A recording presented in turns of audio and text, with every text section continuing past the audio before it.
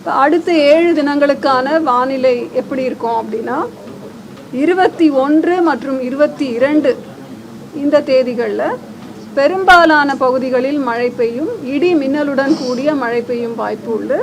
புதுவை மற்றும் காரைக்காலிலும் இதே போல இடி மின்னலுடன் மழை பெய்ய வாய்ப்புண்டு. 23ஆம் தேதி தமிழகத்தின் அநேக இடங்களில் புதுவை மற்றும் காரைக்கால் பகுதிகளில் மழை பெய்யும் வாய்ப்பு. 24லிருந்து 27 வரைக்கும் தமிழகத்தில் ஒரு சில இடங்களில் புதுவை மற்றும் காரைக்கால் பகுதிகளிலும் மழை பெய்யும் வாய்ப்பு உண்டு. இப்போது கனமழை, மிக கனமழை, அதி கனமழைக்கான எச்சரிக்கை. இப்போ பார்த்தீங்கன்னா இன்று காலையிலிருந்து நாளை காலை 8:30 மணி அளவுடன் எந்தெந்த மாவட்டங்களில் அதி கனமழை எதிர்பார்க்கிறோம் அப்படின்னா 8 மாவட்டங்களில், கடலோர மாவட்டங்களில் அதி கனமழை எதிர்பார்க்கிறோம்.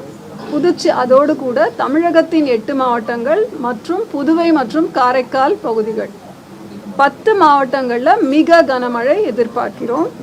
7 மாவட்டங்களில் கனமழை. எங்கெல்லாம் அதி கனமழை எதிர்பார்க்கிறோம்?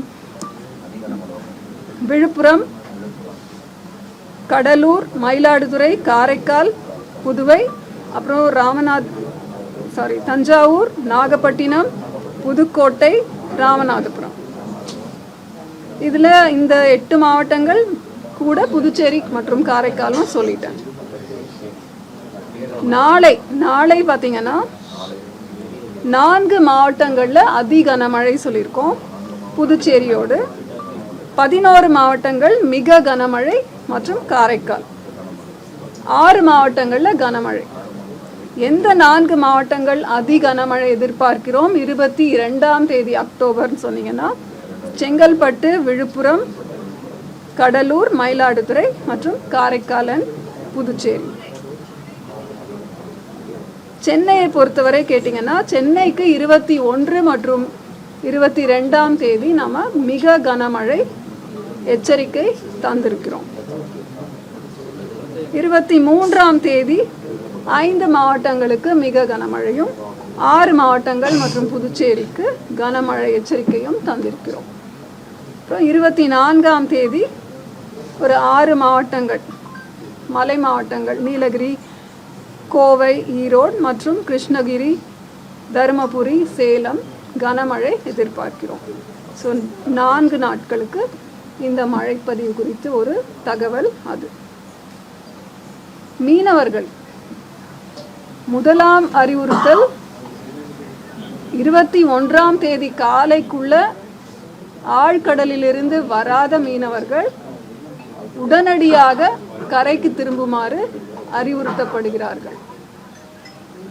21 இன்றிலிருந்து 26ஆம் தேதி வரைக்கும் சூறாவளி காற்று மணிக்கு 45 முதல் 55 கிலோமீட்டர் வேகத்திலும் இடையிடையே 65 கிலோமீட்டர் வேகத்திலும் வீசக்கூடும். எந்தெந்த பகுதிகள்னு பார்த்தீங்கன்னா 21ஆம் தேதி தென் கிழக்கு வங்கக்கடல் பகுதி, அதனை ஒட்டிய தென் மேற்கு வங்கக்கடல் பகுதி, அந்தமான், தெற்கு அந்தமான் பகுதிகள் மற்றும் அரபிக்கடல் பகுதிகளில் கேரள, கர்நாடக கடலோர பகுதிகள், லட்சத்தீவு, மாலத்தீவு பகுதிகள், தென் கிழக்கு அரபிக்கடல் பகுதிகள். 22ஆம் தேதி தமிழக கடலோர பகுதிகள், அதனை ஒட்டிய தெற்கு ஆந்திர கடலோர பகுதிகள் மற்றும் தென்கிழக்கு, தென்மேற்கு வங்கக்கடல் பகுதிகள், அந்தமான், தெற்கு அந்தமான் கடல் பகுதிகள், அரபிக்கடல் பகுதிகள். ஸோ 23ஆம் தேதியிலிருந்து 25ஆம் தேதி வரை, 26ஆம் தேதி வரை அரபிக்கடல், வங்கக்கடல் மற்றும் தெற்கு அந்தமான் கடல் பகுதிகளுக்கு மீனவர்கள் செல்ல வேண்டாம் என்று அறிவுறுத்தப்பட்டிருக்கிறார்கள். இப்பொழுது சென்னையை பொறுத்த வரைக்கும் வானம் மேகமூட்டத்துடன் காணப்படும்.